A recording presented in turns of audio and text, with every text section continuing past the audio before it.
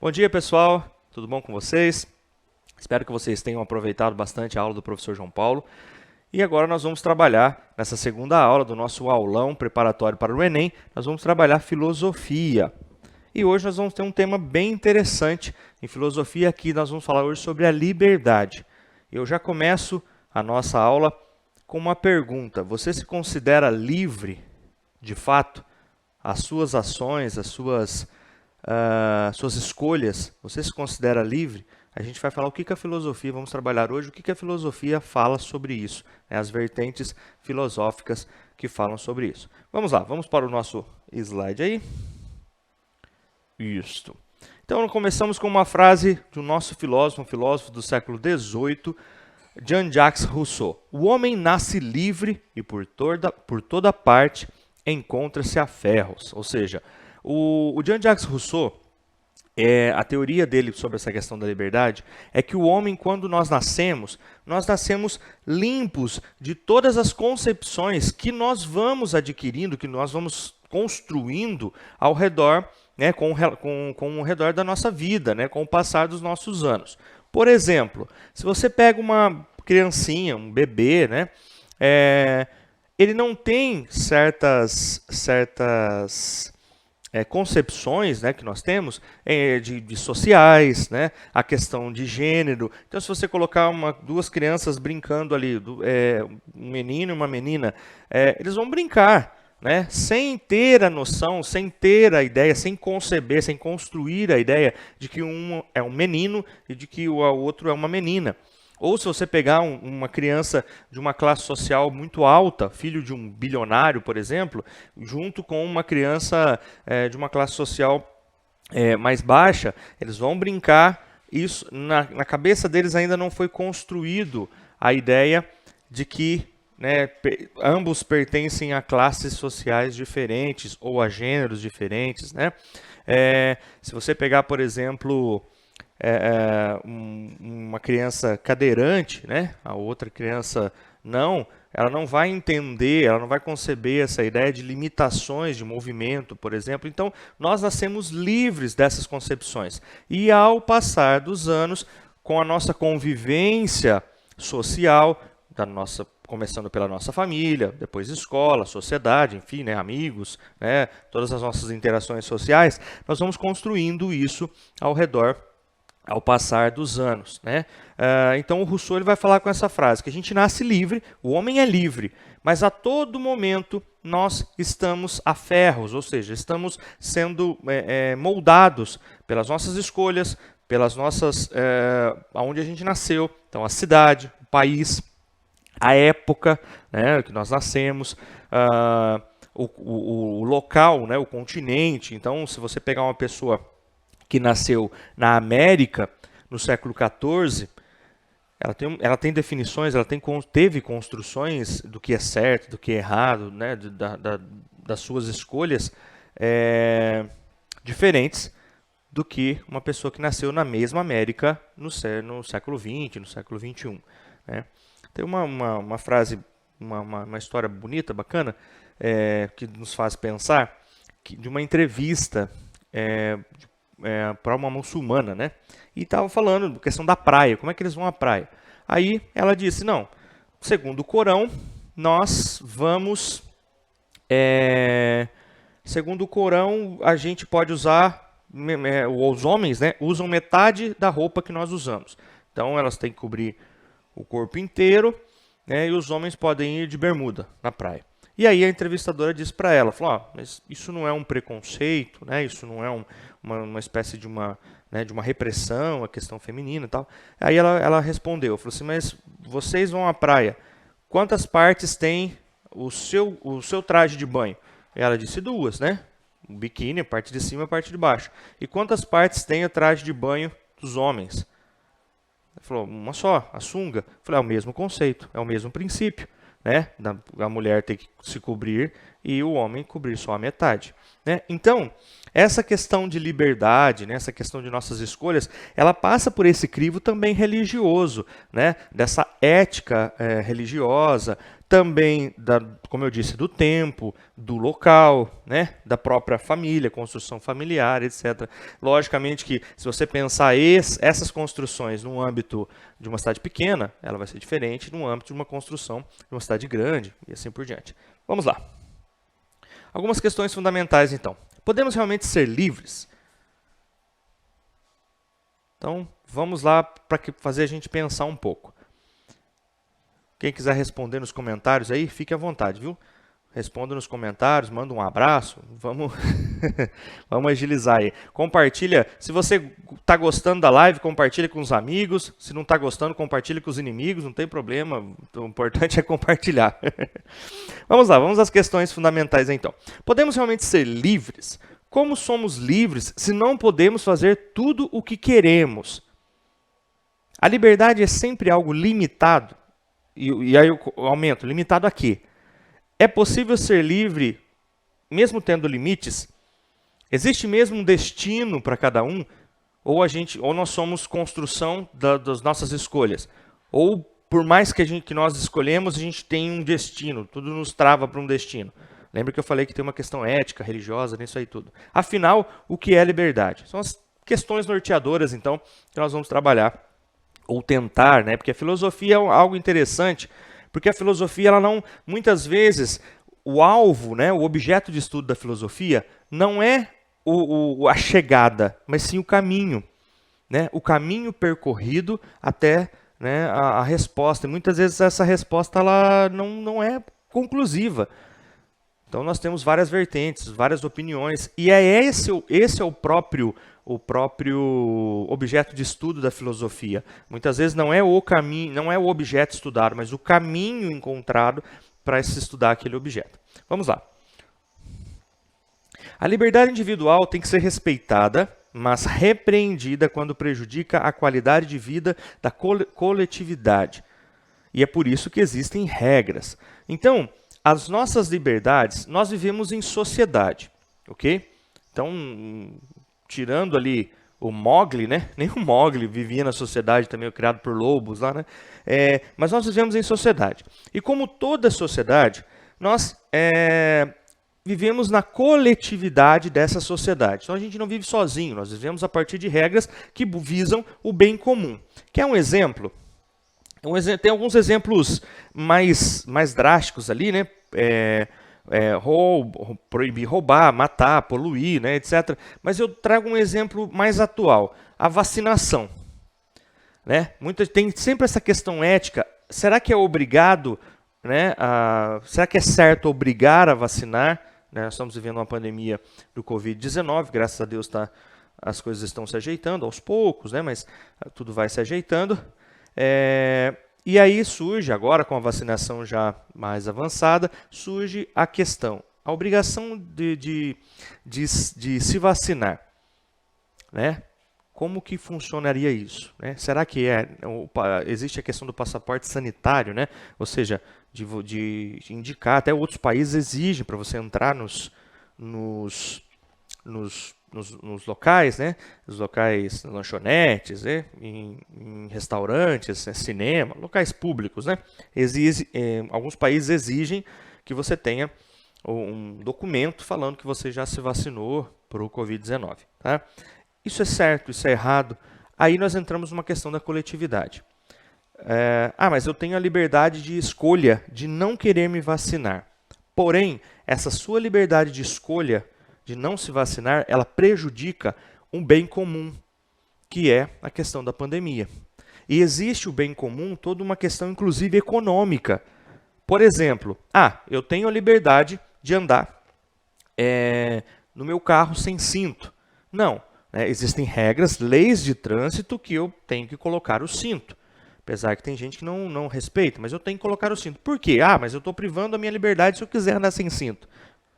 Sim, só que, por exemplo, existe uma coisa até econômica. Se você não usa cinto, acontece um acidente, estatisticamente já foi comprovado pela ciência que a utilização do cinto tem a porcentagem de salva vidas, né? E aí, na maioria das vezes, por exemplo, o Brasil, que é um país que tem um sistema único de saúde, né? Alimentado por políticas públicas. Quando você tem, uma pessoa acontece um acidente, ela está sem o cinto, é um gasto para o Estado. Né? A questão, por exemplo, do preservativo, né? Da camisinha, a pessoa se contaminar com alguma doença, né, sexualmente transmissível e tal, é um gasto para o Estado. A questão da pandemia é a mesma coisa. A pessoa pegou o Covid, foi internado, ficou lá na UTI. Né? Então, é um gasto para o Estado, Estado no sentido de governança, né, de país, é um gasto para o Estado, é uma UTI que você podia estar usando para uma outra pessoa, no caso um acidente de carro, tá?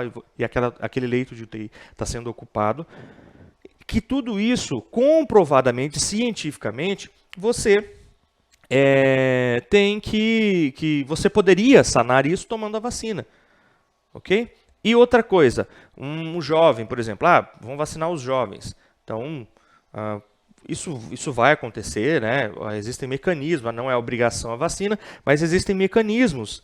Por exemplo, a matrícula da escola, a exigir carteirinha de vacinação, como já fazem, né? Como já é das crianças menores, né? No trabalho, por exemplo, né? A lei já desenvolve a ideia de que será que a empresa pode demitir o funcionário se ele se recusar a se vacinar? Porque você imagina, uma empresa com 30 funcionários, né?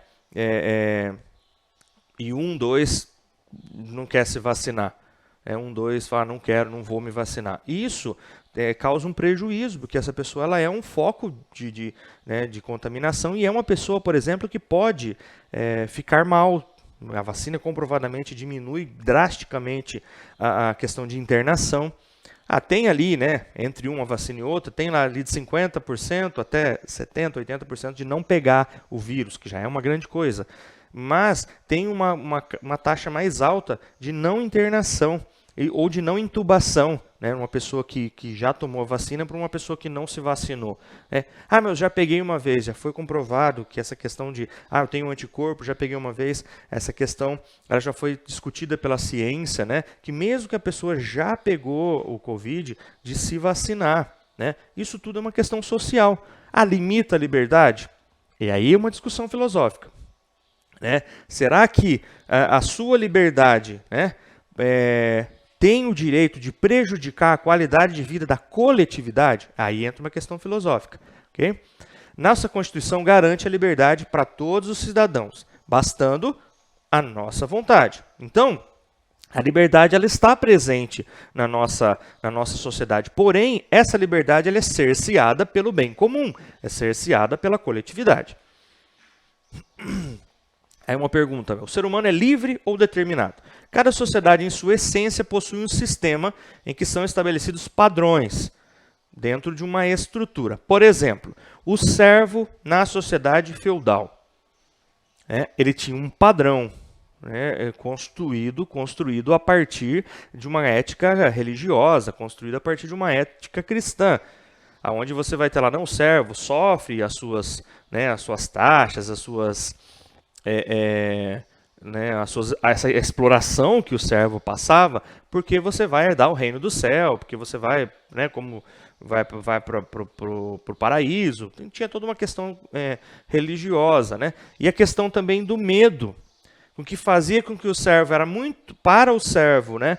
Meu servo era livre. Sim, o servo não é escravo. Há uma diferença entre servidão e escravidão. O servo ele é livre para ir aonde quiser.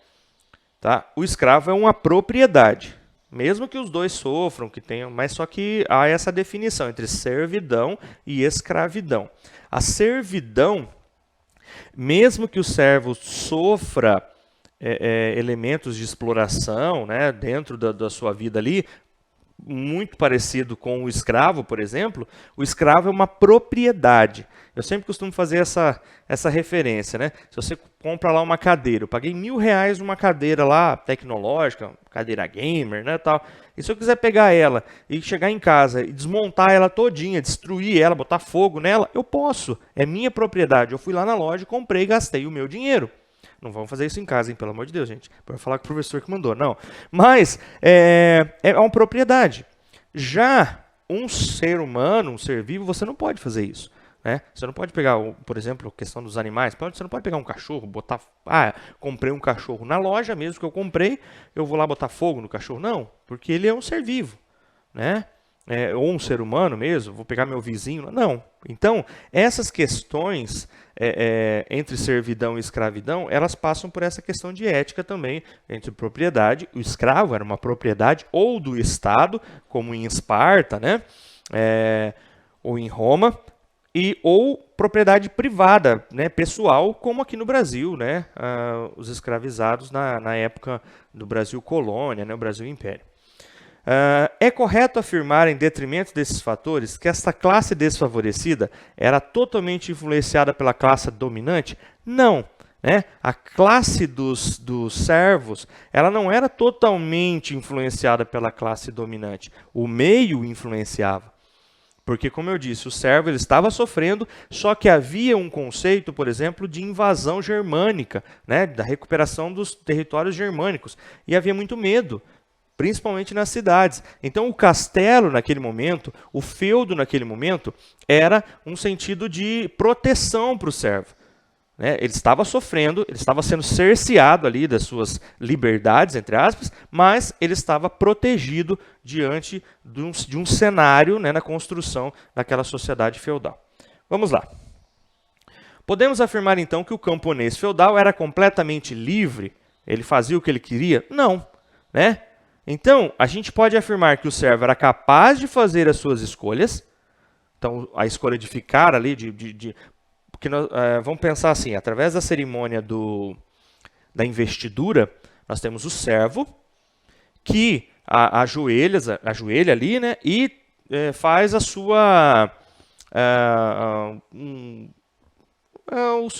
sua declaração ali, né, de lealdade, né, de fidelidade ao senhor feudal. Essa é uma escolha do servo. Né? Ele era capaz de fazer a própria escolha de se submeter a isso. Né? Porém, ele era obrigado a viver segundo as consequências dessas atitudes, de doar a palavra. Né? Fala assim, professor, por que o servo, então, se ele estava sofrendo e ele era livre, por que ele não pegava o boné, então, e tchau, e ia embora? Ele estava preso à sua palavra. A ética, né, era a ética do fio do bigode, né? Então ele empenhou a palavra. E para onde ele iria? Né? As cidades invadidas pelos germânicos, né? A construção dos reinos germânicos. Se ele se ele saísse dali, era como ele ia para outro feudo, mas o outro feudo ele já tinha empenhado a palavra dele. E aí? Como que funcionaria isso? Então, ele era livre, ele fez uma escolha, mas ele vivia sobre a sombra, sobre a consequência dessas escolhas. Vamos lá. Então, nós temos um filósofo alemão chamado Karl Jasper, né, que ele vai falar que o ser humano, ao mesmo tempo, é livre e determinado. É livre porque é capaz de pensar por si mesmo e tomar as respostas e as decisões, porém é determinado porque nós vivemos em sociedade. E a sociedade determina aquilo que a gente veste, aquilo que a gente fala, aquilo que, né? Então, ou seja, algumas coisas e outra, ambientes.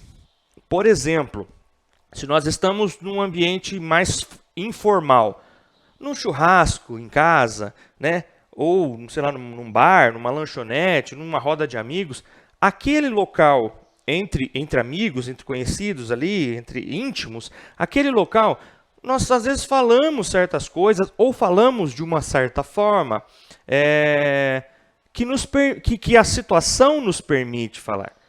Eu não posso falar da mesma forma, por exemplo, numa palestra, ou como professor numa aula.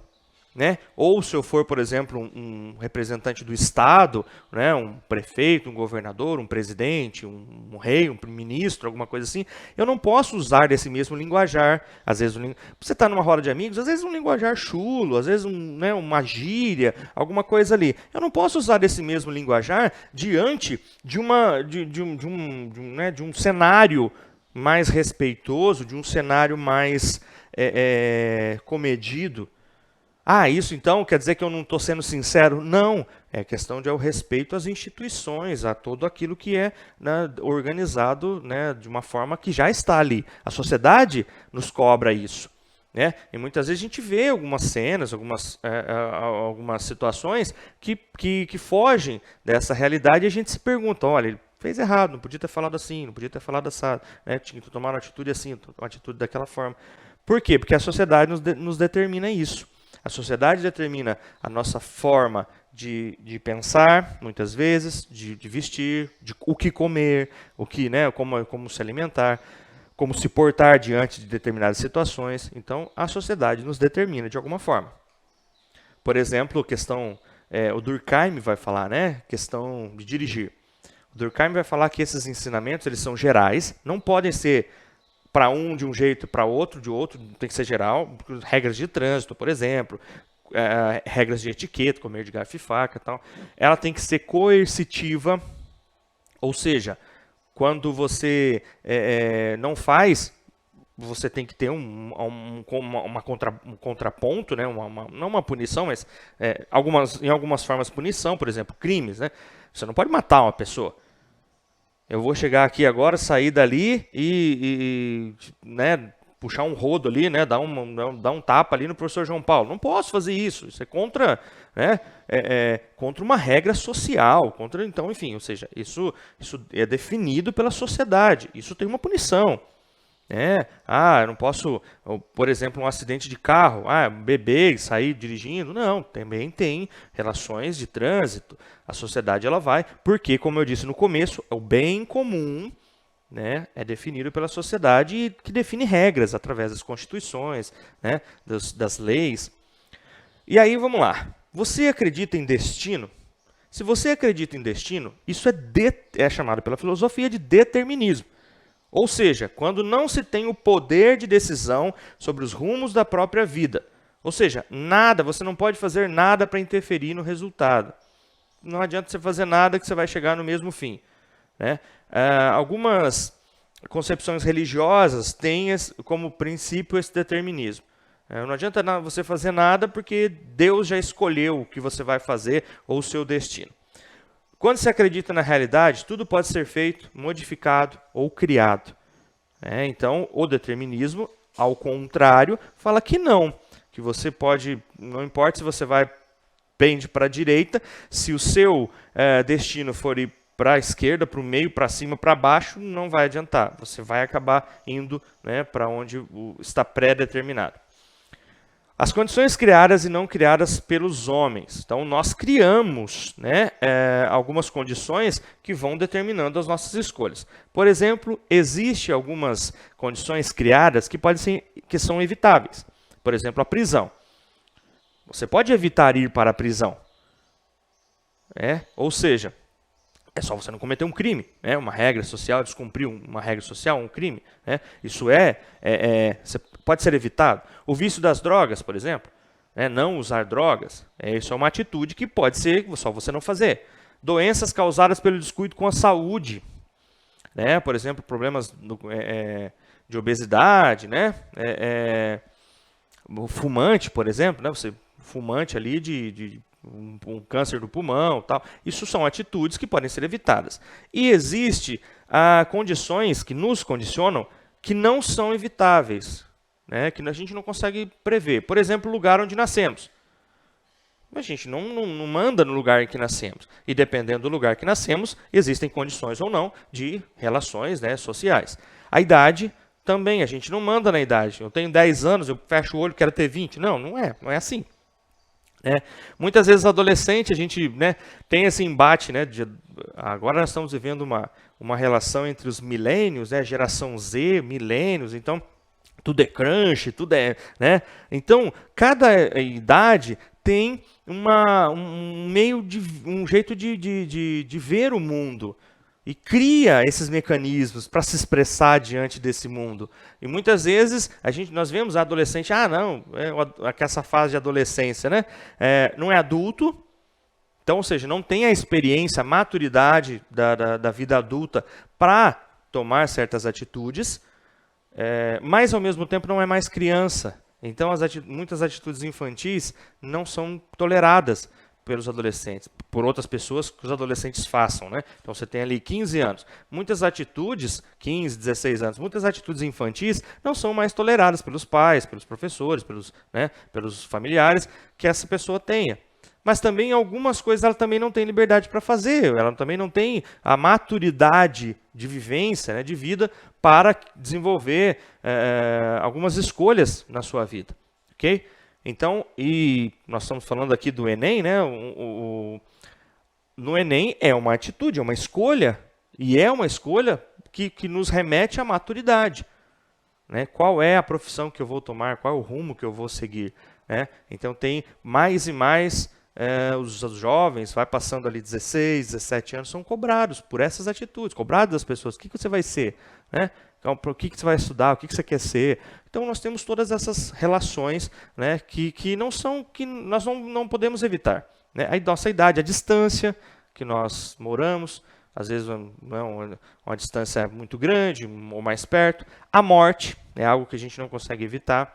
Né? Por mais que a gente tente, que a ciência né, lute para prolongar a vida, e hoje nós temos uma questão muito maior do que tínhamos há, sei lá, 100 anos atrás.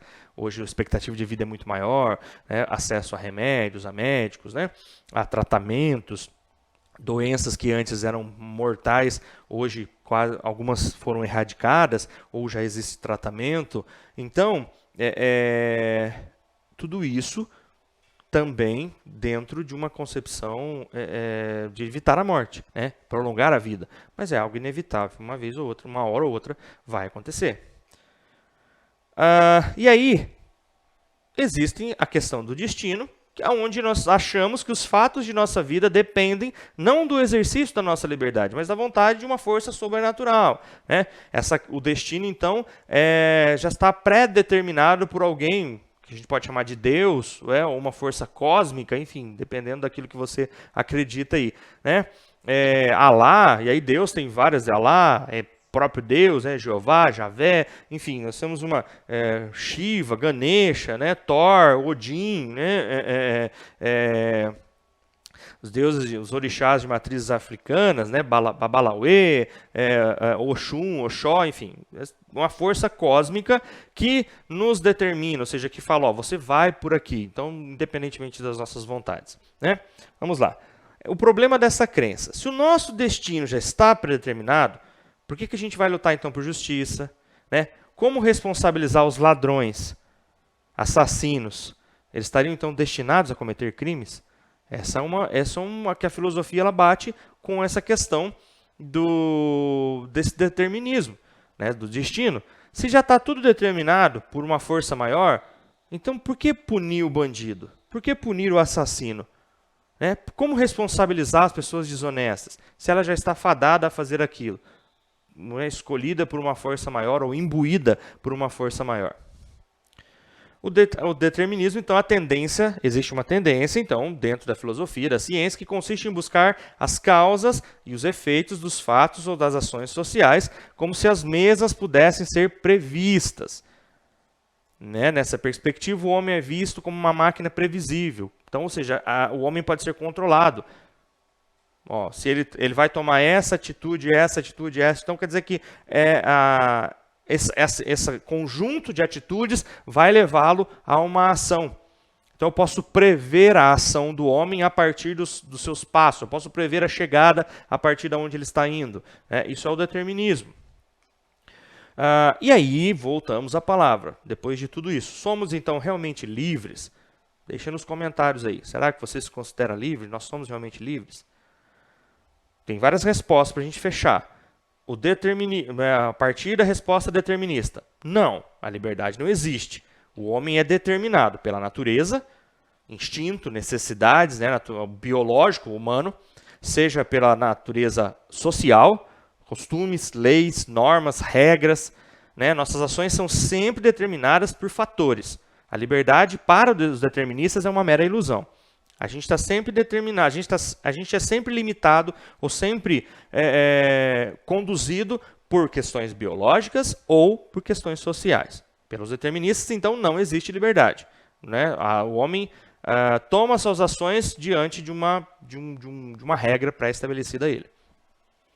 Os existencialistas, o homem é sempre livre. Embora existem determinismos sociais, que eles não vão negar esses determinismos, né, sociais, biológicos, o indivíduo ele possui uma liberdade moral que está acima dessas determinações. Então, ou seja, mesmo que ele for imbuído dessas atitudes, ele pode passar disso. Ele pode tomar uma atitude que não tem nada a ver com isso. Né? Ele tem é logicamente que nós sofremos, nós estamos aquela questão do servo, a nossa consequência, né? As consequências das nossas ações. Mas ele pode, acima dessas determinações, tomar atitudes diferentes. Ou seja, apesar de todos os fatores sociais que atuam sobre o indivíduo, sempre possui uma escolha. Ele pode sempre escolher, agir livremente, né? A partir de autodeterminação. Se vocês já assistiram, na tela aí, o filme Clique, com o Adam Sandler. É um filme bem famoso, assim, passou várias vezes filme de sessão da tarde, né? Já passou várias vezes aí na TV. Aonde ele tem, então, a escolha, ele tem um controle, né? Controle aqui, falar em controle aqui, ele tem um controle que mexe com a vida dele, que ele pode controlar, ir para frente, voltar, né? Pode rebobinar a sua vida, pode avançar meses, avançar anos, porém, características, configurações do controle vão, cada vez que ele toma uma ação que é fora de todos os padrões que a vida lhe oferece, então o começo do filme é uma pessoa cansada, né? Alerta de spoiler, coloca aí alerta de spoiler.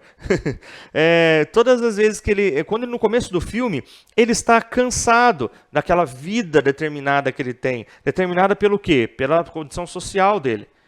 Né, de estar casado ali com 2 filhos, de ter um trabalho mediano, ter uma vida mediana, um apartamento, né, mediano. E isso, pessoal, vai fazer com que ele tome essa atitude de tentar mudar a sua vida. Porém, a atitude que ele tem, né, ou seja, o que ele faz no controle, todas as ações têm uma consequência. E ele acaba tendo que conviver com essa consequência. Né, da ação, da liberdade que ele teve de tomar aquela ação. E a resposta dialética? A dialética, ela trabalha na questão de duas respostas, do contraponto de duas respostas. O homem é determinado e livre ao mesmo tempo para a dialética. Nessa perspectiva, não existe uma liberdade absoluta e nem tampouco uma negação da liberdade. Embora a nossa liberdade seja restringida por fatores, né, sociais, né, fatores concretos, a partir dessa compreensão é possível alargar as nossas possibilidades. Então, o homem pode estar ciente das suas limitações, mas a partir da compreensão desses fatores, pode alargar essas possibilidades. Né? Só para a gente fechar essa questão da dialética, vai entrar na filosofia, na história. Né? A dialética você tem, por exemplo, vamos pensar assim, o professor João Paulo escreve um livro sobre uma regra matemática.